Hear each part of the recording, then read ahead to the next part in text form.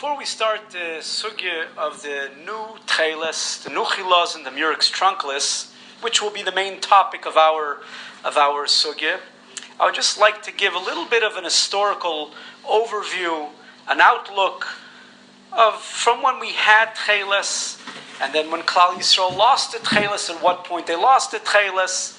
I'd like to touch a little bit on the Radziner techeles. Will give us a bigger and a fuller picture of what went on and what is now currently. The sugya of techeles in Chazal is very limited. There's not so many sugyas that discuss the techeles of the tzitzis. There are many sugyas scattered here and there that mention different facts and different yediyas, different rishonim and achronim and poiskim that refer to techeles, and we can learn many things from the techeles. To gather it all together is an unbelievable job that to be done. Baruch Hashem, it was done for us about 130 years ago by the Radziner Rebbe, who was a goyin oilam mamish. He was from the Gdolei Ador in his time.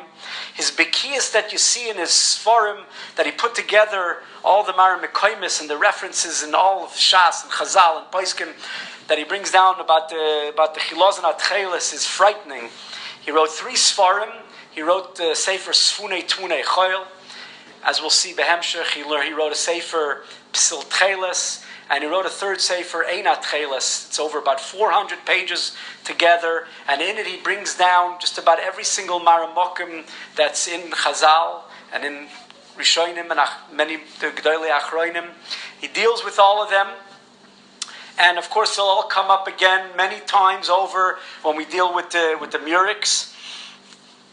The Radziner put together roughly, I think, 10 or 11 simonim that Chazal and the Rishonim gave us. They armed us in order to find the techeles. The Radziner Vaistois obviously held that when Chazal say, when the Medrash says that the techeles was nignaz, it doesn't mean that it was nignaz to an extent that we can't find it again. It means it's harder to find. It means that Rabban Shalom was going as it for a number of years, close to 1,500 years. But it doesn't mean that we have to actually wait until Mashiach comes in order to rediscover it and bring it back into Klal Yisrael and bring the mitzvah back to Shlei Musa. And so therefore he went with his simonim and he came up with his techeles, which as we'll see in the future was the cuttlefish. And from there I'd like to move on and go weiter into the last 30 years when the Murex Trunkless made its way back into the techeles. As we'll see, it was really mentioned much earlier in history, but it was something that was forgotten about for many years, and it was re-brought back because of certain inventions or actually discoveries that they discovered in the late 80s, and from there we'll take each decide on our own based on the different rayas and the kashas and the yeshuvim, and see whether we feel that that's take emes tirutzim, emes yeshuvim. Are they kashas? Are they shver? Ritz Hashem will start tomorrow.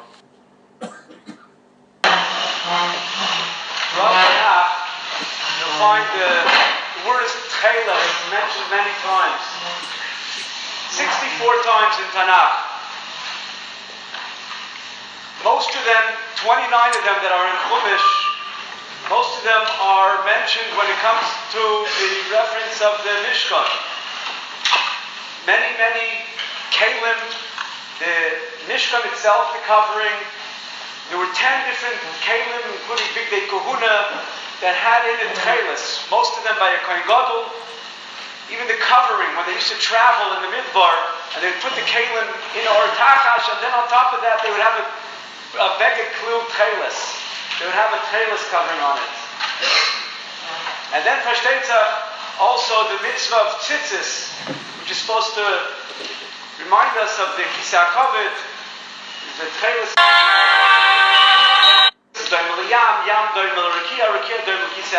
that's supposed to remind us to do the mitzvahs. It also says the word techeles. If you look throughout the Navi, you'll find that the techeles, the color of techeles was a malchus tikabege. Anytime that a melech would want to send something, a present to somebody, to a king, many times he would send him techeles. Mordechai, it says, Mordechai yotzol fnei hamelech levush malchus, techeles v'chur. Techeles was a beged malchus, and that's what the Kohen Gadol walked around with Many of his boys walked around with techeles. Klal Yisrael had techeles for many years. From when the Torah was given, they had it in the midbar, and they had it throughout. But it stopped at one point. When did it stop? Not 100% clear exactly when it stopped, but the Gemara in Menachos brings down, Mar Mimashchi, Aisi Tchelta B'Shnei Rabachai. In the years of Rabachai, Mar Mimashchi, Mar from the city of Mashchi, brought techeles, and was a very outstanding phenomenon. It wasn't a normal thing. And the Gemara notes it was a notable occurrence that happened at the time of Rabachai. Who's Rabachai? Most Rishonim and most Goinim say that Rabachai was Rabachai from the Savaroyim after the Amoraim. He lived in the year 500. We're holding now 2000. It was 1500 years ago. It was after the Gemara, after the Chizim of Gemara. But many of his Mamorim, some of his members made its way into the Gemara.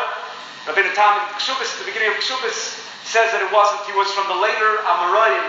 But either way, by the end of the Amoraim, beginning of the Savaroyim, it was already like a Moglizach. It was something that was not the usual thing that they found techeles. That doesn't necessarily mean you'll see that up until that point they were producing techeles, but at least they had it still at that point. The Rif, in his halachas ketanis, when he writes the halachas of tzitzis, his lashon is that they didn't have techeles anymore. Va'itna b'leslan techeles. The Rambam in his tshuva also writes va'achshav she'ein lanu elo lavan. So sometime in between the Savaroyim in the year 500 and the Rishonim and the Goinim, it didn't exist. It stopped to exist, so they didn't have it anymore. That was the year, so roughly in the year 700, which was roughly 13, maybe 1400 years ago, there was no more techeles. No one else had any more techeles. No one more techeles. And since then, till about 130 years ago, it was the shtakach. It was mentioned very few times in the Achrayim. They talk about it, but it was like a mitzvah which was forgotten about. Now when we, b'derech klal, I think that our chinuch, when we grow up in Chadarim, the chinuch is that the chilazim, which produces from the dam of the chilazim, is what techeles is produced. It's a type of a fish, we learned, that we don't know what it is, and basically it was nignaz, and we don't have it anymore, and whether or not we could find it again, it's a vague gray area, which we'll talk about in Mirz Hashem. And that was all until the year 1888. 130, just over 130 years ago. That year, the Radziner Rebbe of Gershom Chanech Hemech Leiner decided that he's going to go looking for techeles. The Radziner Rebbe was a Goinim. He was from the Gedolei Hador in his time. As a matter of fact, when he was 16 years old, he wrote a chibur called Seit Sidrei Tahara on Seder Taharis. It took him 10 years to write. And he got askamas from Kimat all the Gedolei Hador. The ones that were misnagid, the only bikairis, the criticism on this sefer was, and that's why the Beis HaLevi didn't give him askama, and Rishon Shalshal's brisk, the Netziv didn't give him askama. The only bikairis was that it was written in a form that he had the Mishnah and Taharis, and then he would write down the Gemaras that he found in Shas on this, and he made it as if it's a Gemara on the Mishnah in a brilliant type. And then on the side he wrote like a Pirush Rashi and a Tosfos. And the concern was that in years down, it was written so amazing that people will think that it's Takar Chelik of Shas. And that's the reason why he didn't get Haskam. He was 16 years old when he started writing it. But not only was he a Goyin Oilom when it came to Torah, but he was a brilliant mind. He taught himself many different Chochmas. And with that, we'll see Mirz Hashem. He decided he's going to come to and find the techeles. Whatever reason,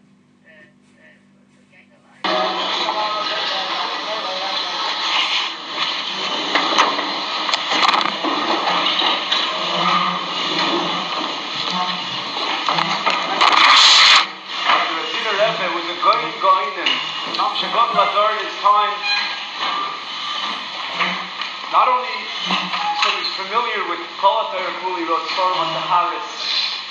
He was also self-taught and well-versed in engineering. He even invented a mill that was able to grind wheat like 4 times the pace that they had until then. Actually built it. He was an expert in languages, and also he taught himself medicine to the point that he was so respected that the pharmacies would fill his prescriptions when he wrote one. And he decided that the chilazin is something which you could find, and it's not nignaz, but even that it's not shaykh to find. It means that it was hidden, but if you work hard enough, you'll get it. And he spent the whole year learning the sugyas.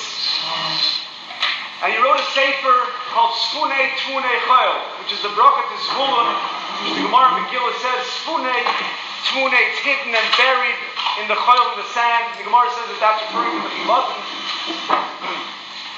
And he came out after writing the sefer Sfunei Tfunei Chayil with 11 different simonim, characteristics that he felt from tremendous, because you look at this sefer, you're mamish the shtoiner that somebody could know so much in Gemara, in Medrashim, Sifra, Sifri. He touched on every single Gemara that's handled today. When you learn the Sugi of Chilazim, they have to know the Torah of the Raziner. And in 1889, he decided that he's going to leave his family, leave his Hasidim. He took his son, the Tferes Elazar, and he traveled south from Poland. He traveled to Italy. And he came to a city called Naples, which was a port city. And it had a one-of-a-kind maritime museum, an aquarium that was the most modern, updated in his time. And he describes it with excitement, how there's different boxes and glasses, and each glass has a different fish in it. And they live in their natural habitat. And there were biologists over there and scientists, experts in anything that has to do with the ocean. And he spent a year in Italy studying with his simonim and trying to match it with any one of the fish that he was able to find. And finally, after a year, he finally found it. What did he find? He found the Sapia officinalis, which in English is called the cuttlefish. What's the cuttlefish? In German, it's called the tintfish, which means that tint is ink. When this fish is in danger, it extracts a black dye, and it chases away anybody who's facing it. The Rambam says that the dam of Chilazim is damoy shochar kidyoy, not shochar, but shochar kidyoy. Shabura says in Hilchas Tefillin in 2 places that whenever the Rambam says shochar, it means very dark, could mean. But shochar kidyoy means black. And this is mamish bidyuk exactly what this cuttlefish, the dam it had was. This dam was very well known, that was used for painting.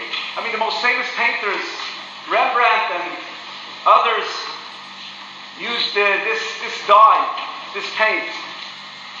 And his problem was, he had one problem, and that was he was sure that this matched all the simonim that he needed, except that he couldn't dye with it. And any time he tried to dye, and like I said, he was an expert, and he learned the chemistry that was negea for him, and he couldn't get anything but brown color. Shteitzach, you have to have a blue, techeles is a blue color, sky blue, the Rambam says, in the middle of the afternoon.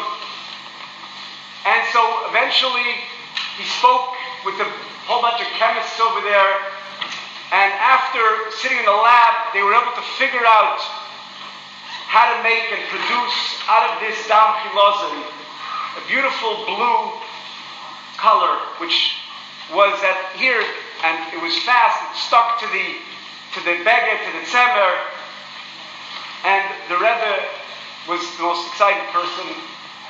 Came back to Radzin And in 1891, he came back.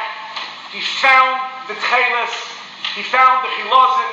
He wrote a sefer called Techeles, which he sent around to anybody who had a resh before his name, whether he was a gadol, not a gadol. He said to everybody that he finally came across, found it. This is it. And he wrote the sefer that they're mechuyev al pidin to do it now that we found it. There's a mitzvah essay, an isser essay if you don't wear it. And the tshuva started pouring in. Most of them, almost all of them, were misnagid to his new hamtzah, his new chiddush of the chilazon. Mitzvah Shem U'Tikkun.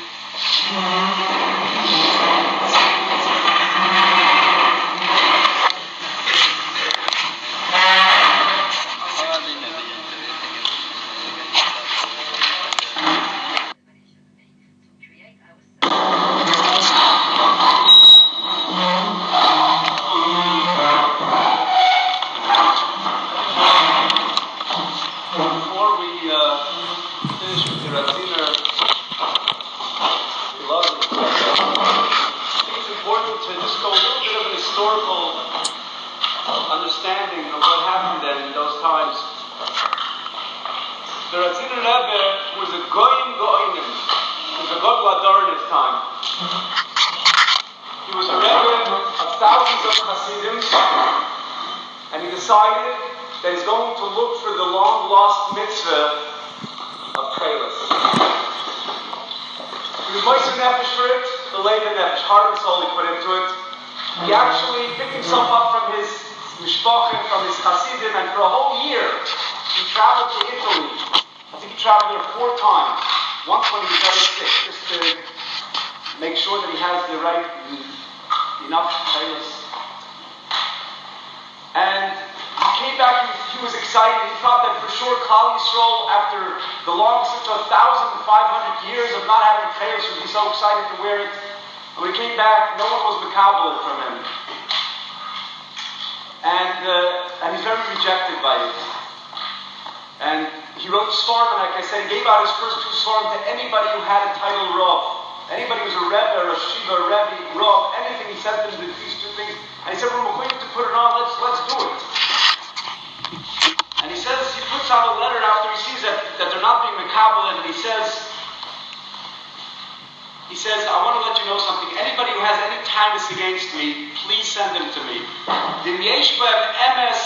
If there's any MS to it, not let alone if they tell me why I'm not allowed to do it, but even if they tell me that there's no Indian in the mitzvah of techeles now, and they prove to me that he says, I'll be the first one to take off my techeles. So I'm not going to be embarrassed to do it in front of everybody. I'll take off my techeles. Muchen ani lahosir techeles mitalisi. I wouldn't feel like lowering my covet. Adrabe, the tehilasi, the tefarti goes on L'Shem Shamayim. And then he writes even more. He says, I'm ready to do anything that it should be the skabel. He says, if anybody who's a rav wants to come down to my place, or send somebody that he trusts to come down, I'm willing to show him from A to Z. He says, I'll show him the cuttlefish. He says he has it in like some liquid that still holds it together. You know, what's the lie? He says, I'll show him every one of the simonim that Chazal referred to. I'll show them that it has it in it. I'll dissect it in front of them to show them the ink that comes out, how it's in a mifked pocket, like a pouch, and that every other simonim, once you cut it open, I'll take the samamonim, I'll take the chemicals, I'll let them do sheva bedikas and sheva chakiras to make sure that they're authentic and right, and I'm not playing any games. And then I'll do it in front of him.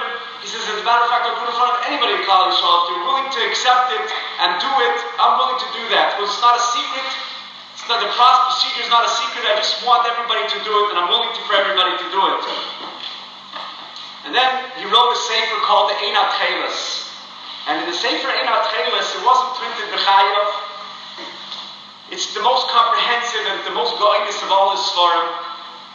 And he answers back, and he adds on, and he's mechadish, and he answers basically every shaila that anybody sent to him in a broad paintbrush, but he answers back everybody 310 pages.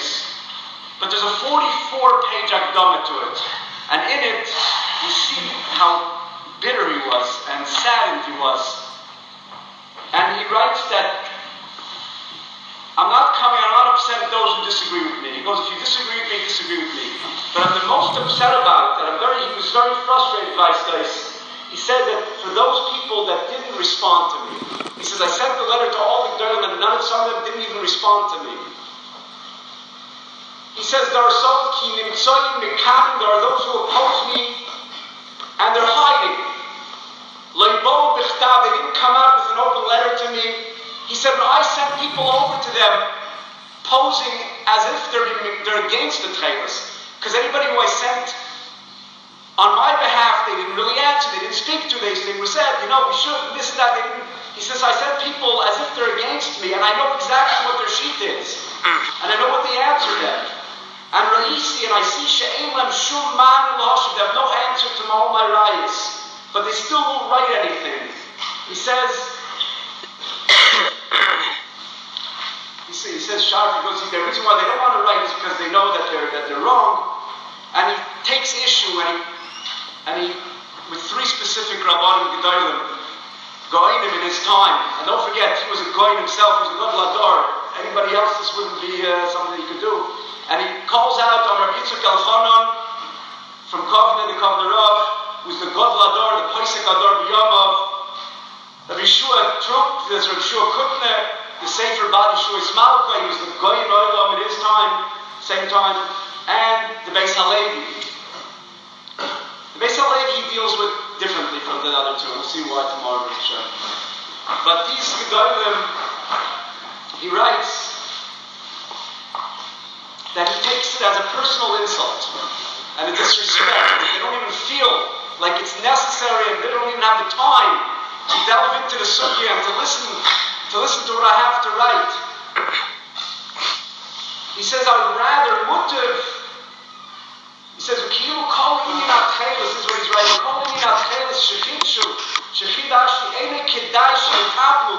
It's not even worthwhile putting an effort. Even if they don't want to listen to me, mutiv, that they shall at least write to me what they disagree with me, to show me what their kayach and Torah is, and I'll write them back. And he sees his sharpness. He writes to them. He says that they returned. He goes, I wrote a letter to them that I expect an answer from them, and they wrote to me, both of them, the same kimat loshen. He said they both told me that they're weak and that they're old and that they don't have the strength to get into the sugya and they don't have the strength to write about it. And Rabbi Yitzchak Elchanan writes him in a letter. He writes him. He goes, I already told you that la'alocha, anybody who worked b'chayav, they said to me, Yeshayla, could you be buried with it? And I said, he could be buried with it. So you see that I'm not so upset and everything. I'm not them. He says that's not enough. Because I want to come to Dvar Halacha with everybody, and I think that everybody's mechuyev to put it on.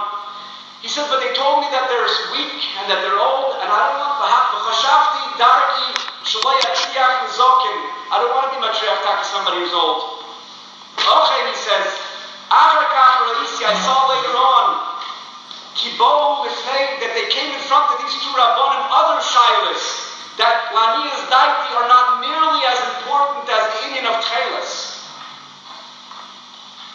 And they answered, and it was something that you had to get right in the sugya. It's something that you have to work out even more than getting into the Indian of techeles. They didn't hesitate, they waved their pen. And from here I know it's not because of what they told me that they're weak. That's not the reason why they didn't want to get involved. And at the end he writes, very sharp, after everything they're going to remain silent.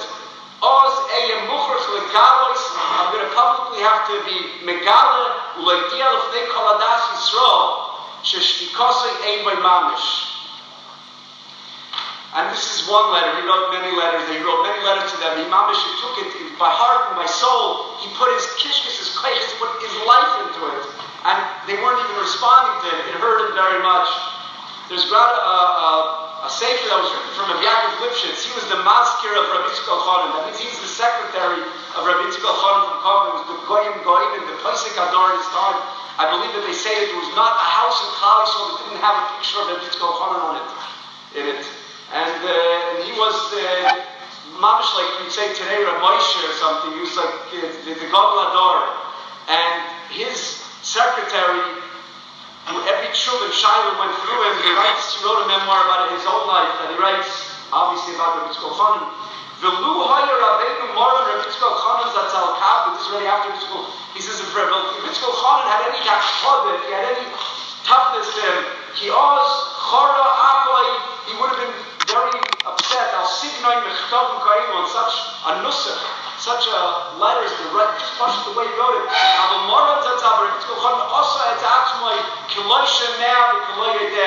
So this was a very, very strong and obviously hurtful time for the Ratziner and for others.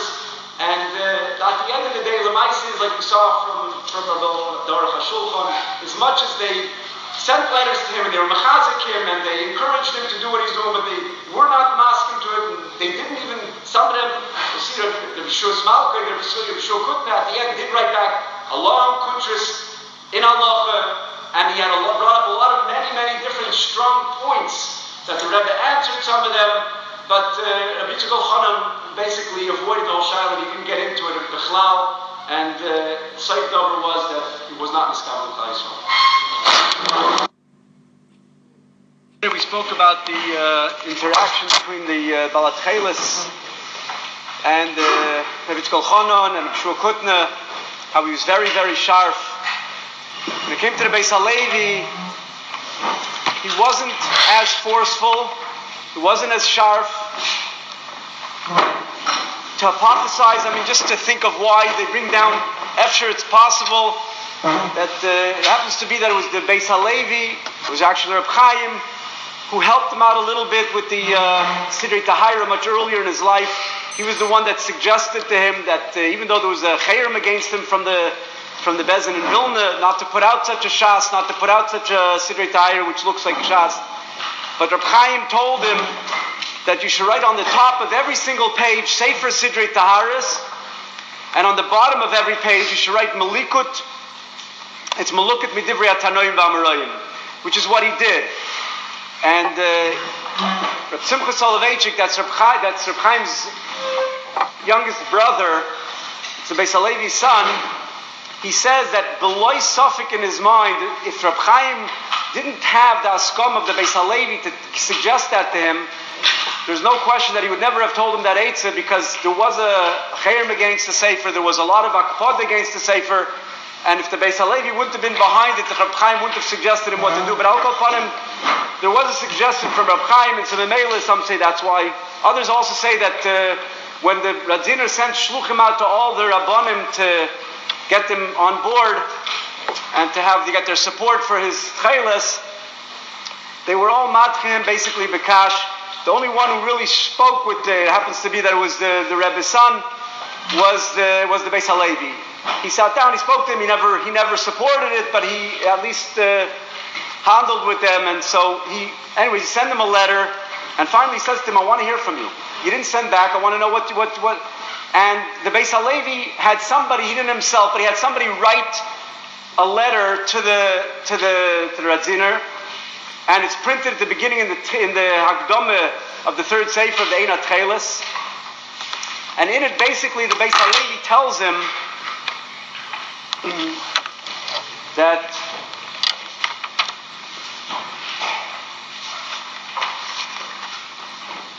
he says, Mosar kol time of it in Mukha, he says he passed it over and told somebody to write it b'shmoi. And in it he writes, Mazois motzo achar shenishkach.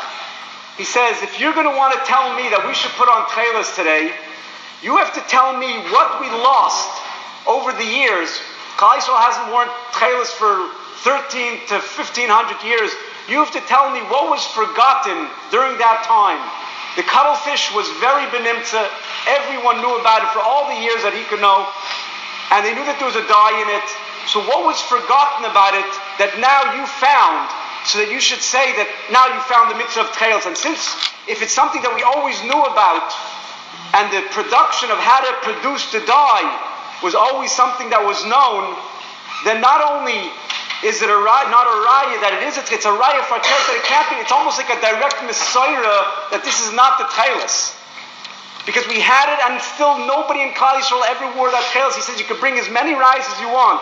Afshu b'chol hasimonim shesimnu chazal ke'afilu narbe ke'choil rayas.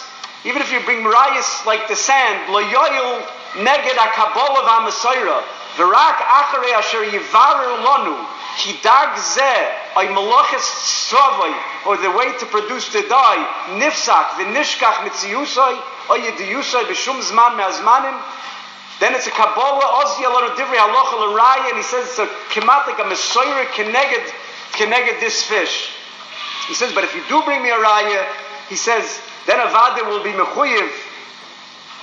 Then it will be mechuyev to put it on. So the Radziner, he gets the letter, and he writes to him. He says, I'm very thankful for your letter. He says, but apparently for the fact that you wrote like that, you never looked at the 2 svarim that I sent you. Because he says, I answered those questions. He says, but I am encouraged by your letter, because according to what you told me, you'd be the first one to put it on, and we would be mechuyev to put it on if I can answer up this kasha. And I do answer up the kasha, and he's mitzayim him where he answers up the kasha. And he says, so basically you're telling me that there's a chiyuv in Klal Yisrael now to wear the techeles, because your whole taina was that it's kilo Messiah against it, since there's nothing that was lost over the years that you claim to have found. So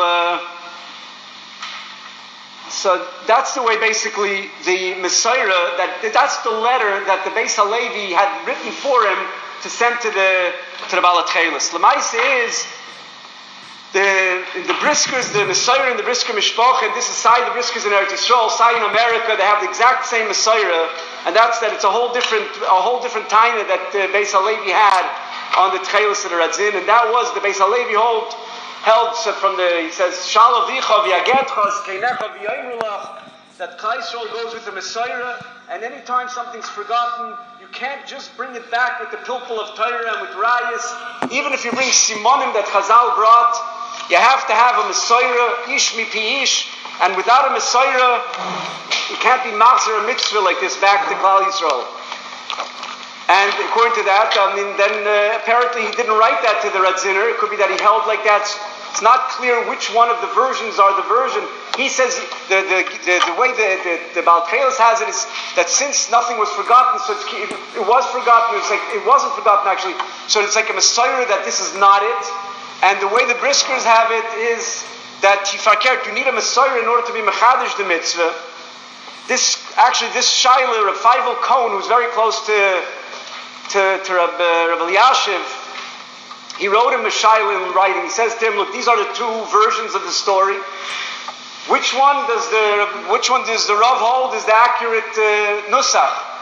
And he writes him back in a letter that he printed in a yarch, and he says to him that this new svar of Shalavicha v'yagetcha, that Klal Yisrael, once they don't have a Messiah on something, he can't bring it back with the pilpul of Torah. He says that he doesn't see any makor for in halacha, and so therefore it's pashut by him that the way the real ma'aser was, the way that it's printed in the Ein Techeles and the Agdama, that since it was never forgotten and it was always the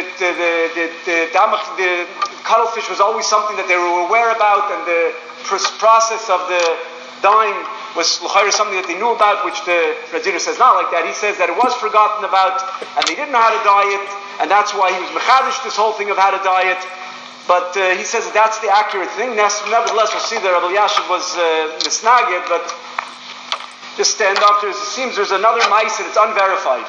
But there's a famous Bavusta ma'aser which doesn't sound accurate, doesn't sound correct, but the way the ma'aser goes is that the Radziner's son was sent into the Beis HaLevi, and he said to him, why don't you put on, he gave him a bundle of techeles, and he says, why don't you put on techeles, what do you have to lose? And he said to him, you're giving it out to everybody in Klal Yisrael, every year you're going to give it? So the son looks at him and he says, to give it out? He says, you know how expensive it is to catch the fish and then to cut it open and to get out the dam and to process it and to dye it, it's very expensive. So the Beis HaLevi told him, how much does it cost? So he said to him that every string cost a half a ruble. And since this is going to need 4 strings, so the Beis HaLevi smiled and says, so you're telling me that every Yid is going to have to pay 2 rubles to have a pair of a talis. And then besides that, you have to have a talis cotton. That's 4 rubles. And then every child in his family is going to have to pay 2 rubles. He says, that's a mitzvah, which is such an expensive mitzvah. He says, you're being mechadish a mitzvah that only wealthy people are going to be able to do and be happy with. But everybody else in Klal Yisrael are not going to be able to afford such a mitzvah. They're not going to be able to do such a mitzvah. He said, besides the fact I don't feel that I'm qualified to give haskoma to such a halacha, he says, but the fact that it's such an expensive mitzvah, he says, Hanach lem Yisrael imeina neviim bnei neviim heim, that it's not the techeles, but it's a shvera ma'isa. If he did believe that it was a techeles, to say that unless he was being matchim, besides the fact that you see in a letter from the Radziner Rebbe himself to somebody by the name of Rabbi Avram Huffinger, who's a Volozhiner Talmud, who is later on a Talmud by Rabbi Blazer Gordon, and over there he writes in that the price for all the techeles of the whole talis comes out less than a half a ruble, much less than a half a ruble. So according to this mice, it comes out that there's 2 ruble for everyone. That's the Radziner himself told him. Besides the postage, which I'll charge you, it's less than a half a ruble. So that's not a technical issue, but the Etzem Mice itself is not verified. It's hard to know if it was Etzem Mice. Mitzvah Hashem will continue tomorrow. This went for another 100 years until eventually in the 1980s they came out with a new